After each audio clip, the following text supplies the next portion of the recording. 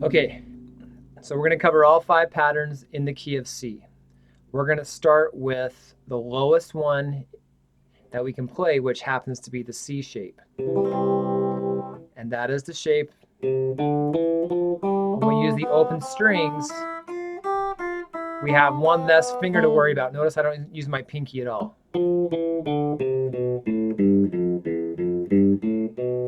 I can play the same thing starting up here on this C, but I got to start with my pinky, right? Because of the way, well, because there's no open strings. So I have to play them here. My 12th fret would be where the open string is down in this position. So it's going to look like this. And you already know this one, but I'm just going to recap.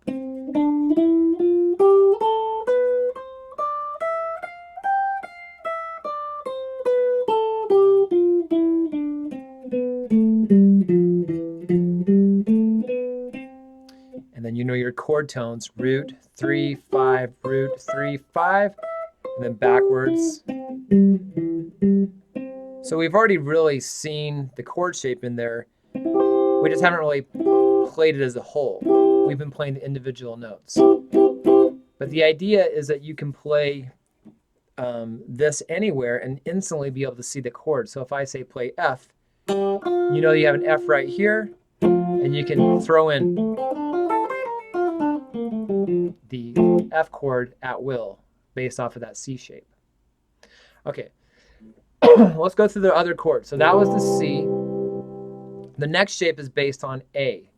So we know our A chord is like this, open string on the 5th, and then second fret, in other words this, and then that first string is open. Well, if I was to transpose that, I'd have to have this first finger back here and move it like this. So now, instead of playing with these fingers, generally we use this fingering or the pinky.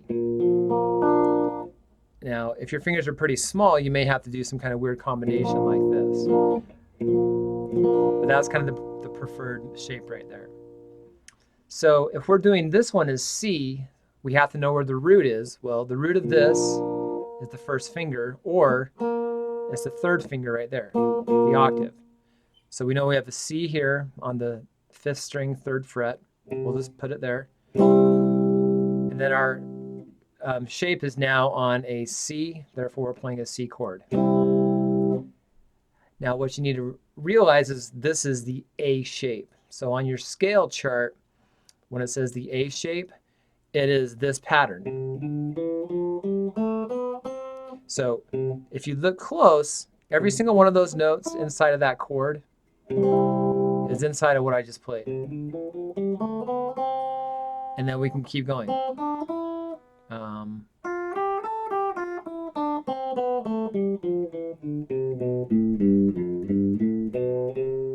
right. So A shape, and I can instantly see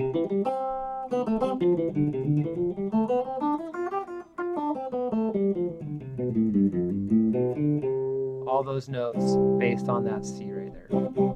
But it's the A shape, but we're playing in the key of C. All right, the next one is going to be based off the G chord. So we know the G like this. If we were to play this in any other position, I couldn't just move that there. I would have to do this. Okay, so that's where your open strings are on the G chord. It'll look like this. So if I just shift that up, that's what we're doing here. Now the root is down here. So in this case, we have a root on the C, 8th fret, 6th string. And then the rest of that shape, so if I get that in the camera, there we go. So there's my root of the chord. And what I'm really seeing though in my mind is I see this, which is the top part of the A shape, but it's the bottom part of the G shape right here. So those 3 notes are important. It's 2 different chords, A shape, G shape, right there. So once you can see that, then you can kind of instantly see, oh yeah, I've got that shape that has to shift for a second. Oops, sorry. come back down, back here. There's the root, gonna go lower and then back to the root again. And then you've got your chord tones that you already showed me. You've got your root, 3, 5, root, 3, 5, root, and then backwards. Again, that's the G shape. And it's connected by playing the A and then into the G. And connected by those 3 notes right there. Okay, so if you think about it, we had C, A shape, G shape. So C, A, G, the next one's E, to spell cage. So the E is based on this E shape here. So E open chord that we know.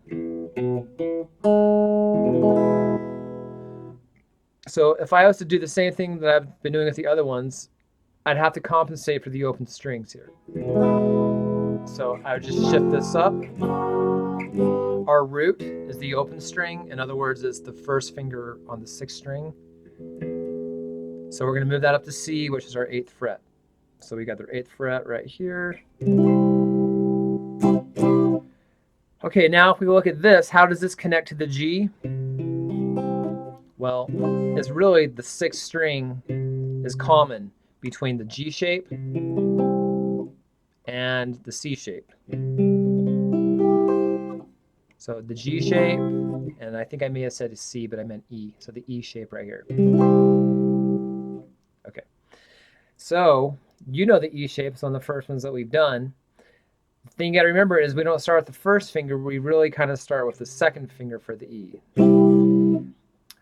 At least that's the way we've been learning it, is like this. 2nd finger, right? 2, 4.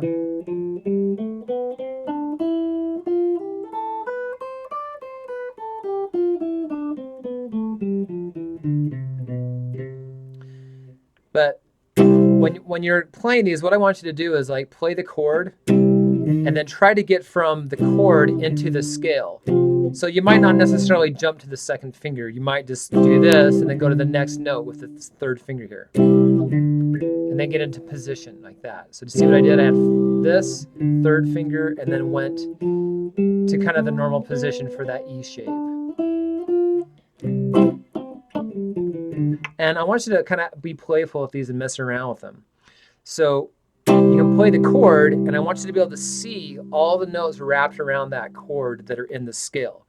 So I know I've got the 2 up here, right? That's the highest note of the scale, the 2 or the 9. In other words, here's the root, the 2. So when you're counting root, 2, 3, 4, 5, 6, 7, 8. And then again, you got 1, 2, 3, 4, 5, 6, 7, 8. There's that 2. So in that bar, there's the 1st finger on the root. I know I can grab the 2, the 7 right there, and the 5. So I have, but I can see that all inside the chord. It takes some time to get used to that. You might just want to play like the chord and one other note outside of that in the scale. So in other words, I could go, okay, so I have the chord and then the 2 and then the chord. Maybe next time do the 3rd. Chord, 3rd, chord, maybe 4 next time. Chord, 4, and then mess around with those notes. Okay, I got 2, 3, 4. So I've got the chord, maybe 4 backwards, 7, and then again, just trying to see all the notes that are wrapped around that chord shape. So really quick, we've done C, the A shape, the G shape, right, based off of that, the E shape, and then the last one is the D shape. So on this one, the connecting note really is this right here, that middle root on the 4th string with the pinky when we play this shape. That's going to be the 1st finger and that bottom root of the D chord up here.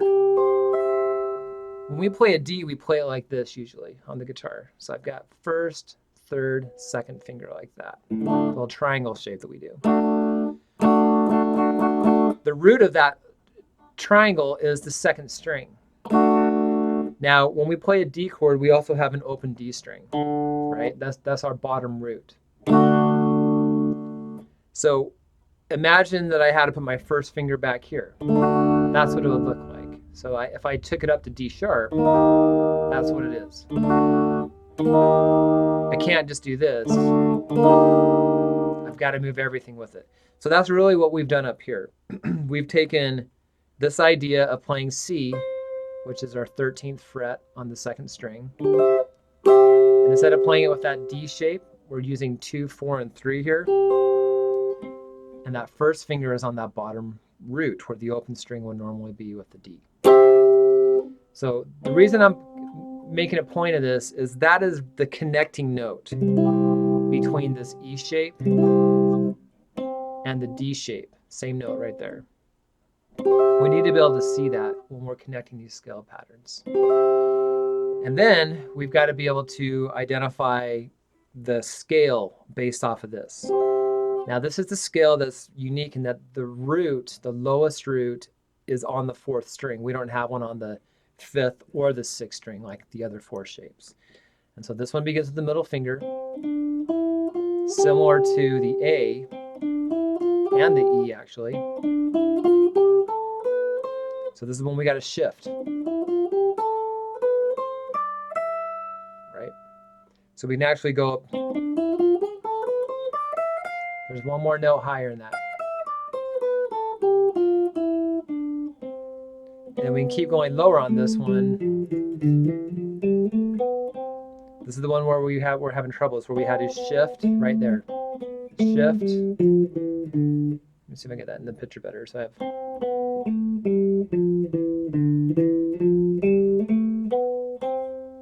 Okay. And then I'll play the chord again to try to see what I'm doing. And then I'm going to mess around by outlining those scale notes inside the chord. So that's my 3rd up there. So I got 3, 2, and my 4, 3, 2, 3, 4. And I'm seeing my root right here, 7, 6. So I've got.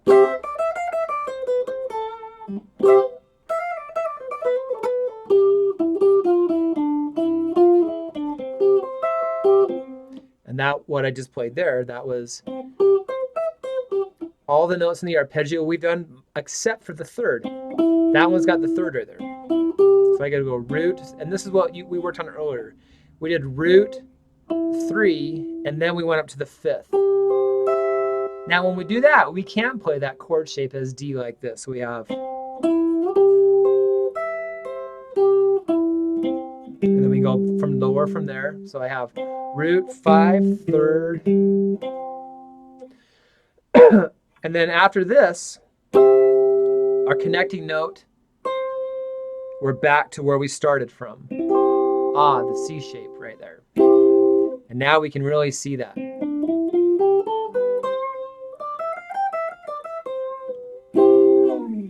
Okay, I hope that's enough to kind of get you going through the week. Have a good week and practice hard. See you next time. Bye.